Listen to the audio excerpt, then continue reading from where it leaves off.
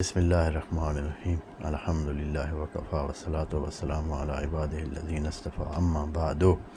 Rabbi shrah li sadri wa yassir li amri wa ahlul 'uqdatam min lisani yafqahu qawli wa qul rabbi adkhilni mudkhala sidqin wa akhrijni mukhraja sidqin waj'al li min ladunka sultanan nasira. Bismillah wa billah wa tawakkaltu ala Allah. In the name of Allah, the most compassionate, the most merciful.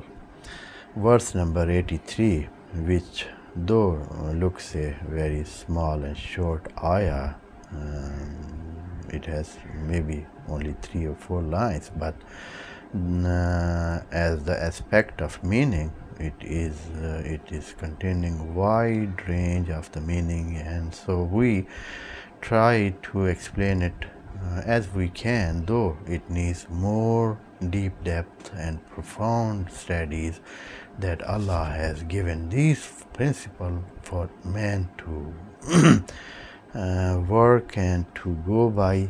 Then he will take the stage of being a good slave to Allah. We have done it, and I again recite the ayah from the beginning. Then we'll reach the place we had left it in the previous session. Bismillahirrahmanirrahim. Wa iza khazna misaka bani Israel. And we took a covenant with Israelite that shouldn't they serve save Allah, and then to do good deed with parents, then to the relatives, and the third party which is deserving deal of good deed with, they are orphans. At the fourth place, masakin are placed, and at the first layer, all the people at large, they are the one who should be dealt with good deed from man who is serving Allah and who wants to be a good servant to God. For all these duties and responsibilities, there a question arises, and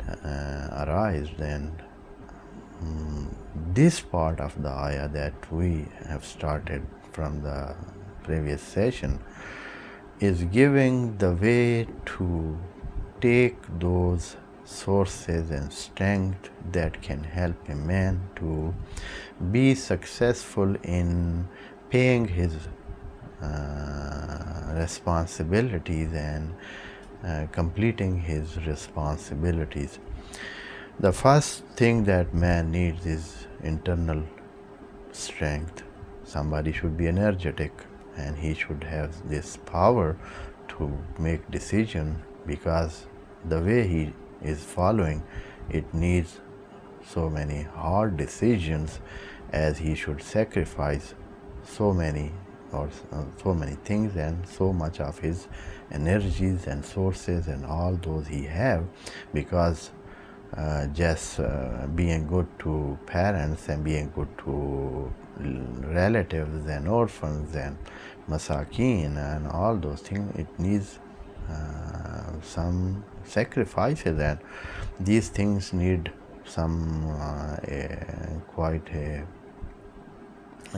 strong will power, and that willpower is not gained. That can be gained by somebody who is patient, and patience is the thing that can be obtained by doing salat, and salat is the source of energy, salat is source of power, and somebody, if he can do good salat, then he can encounter all the difficulties, all the problems, and all those hardship of life and hardship of work and doing his responsibility. So Allah is saying, Waqimus salat, O people, if you want to do my duties and what I have put on your shoulder as responsibility, then you should perform salat, establish salat, and in performing salat you will be connected to the center of power, and you will be sticking to the center of power, the power that is running the whole universe. So you will also gain your part of the energy that is for you. So this is internal strength that man can get with establishing salat. Of course, I have said that this salat is the mechanical shape of the salat and the physical shape of salat. And general salat is a zikr, that is a softer shape of the salat that can be done by every time, everywhere, with every work and everything that somebody does. And now we come, oh Allah, only having internal strength and energy cannot help, because doing services to so many groups of society, that is, they are counted in that point of the covenant. So it needs so many external sources, some fortune, some wealth, and these kind of things also needed for practicing this and paying the responsibility. So Allah is giving the solution for that and remedy for this illness or for this weakness. So Allah is saying Watu Zakat, and as it is given the meaning in some interpretations and some translation books, that Zakat means that the Zakat has two meanings. One is to purify, and the second is to develop, to prosper, to go further up, upgrade, and make more. So Allah is saying, Watu Zakat, pay Zakat and do Zakat. Of course, Watu we can give the meaning of do Zakat, and it means that whatever you have, you make a trade with Allah, trade it with Allah. And that is the thing that Allah has said in other verses, that if you want to make trade and do some business, do it with Allah. How is that? How is that possible?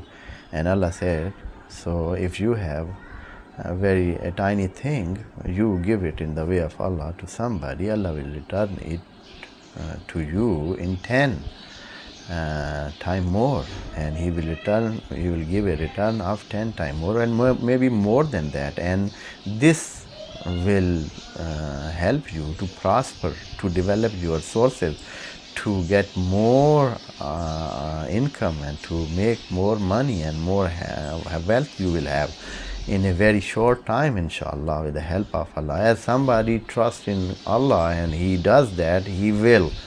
And if somebody has a very low level trust, and he is doubting, and he has hesitation kind of mind, and he has a set of mind that he hesitates that maybe I lose what I have it, and then what will I have?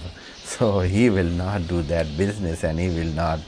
So in business always there is a risk, and if somebody trusts Allah that he should take this risk and not the other risks. So all the time businesses and trade have risks. So here somebody trusts Allah and keep and accept that risk side of the trade, and do this trade, and whatever he has, share it with other people and give part of that to the people, and so Allah will return him and make his sources bigger and bigger, and then he will be able to go to pay his responsibilities back, and Allah's responsibility that has. So Allah says, Watu Zakata, and pay your alms. Alms is a part of zakat. Of course, it is not the all zakat. All means to purify your sources. When your sources are purified, they are the part that is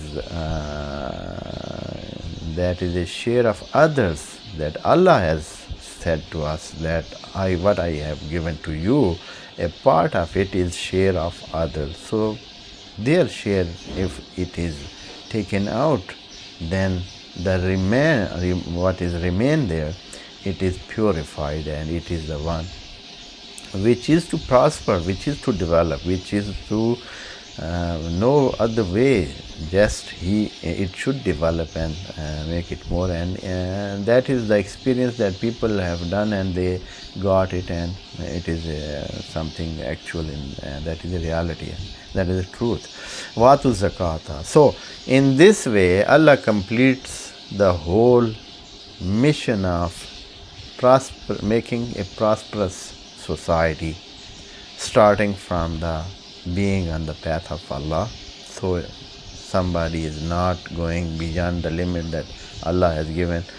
All the limits and all the guidance that Allah has given to man, all are making a peaceful society. That is a tool for the creating a peaceful society, a tranquil society. And the other things which are told there, like doing good to parents and all those things, all of they are part that can complete a tranquil and peaceful society. So Allah has given that formula for the doing in positive way. And also there are some commitment that some man should go with that and abide with that, and they are in negative tone, which are told in the next ayah. Here in between, Allah is giving his comment. When Allah has said that we made this covenant with Israelite, what was their reaction? And Allah is explaining in this phrase, very short phrase that is at the end of verse, is saying, Summa tawallaytum.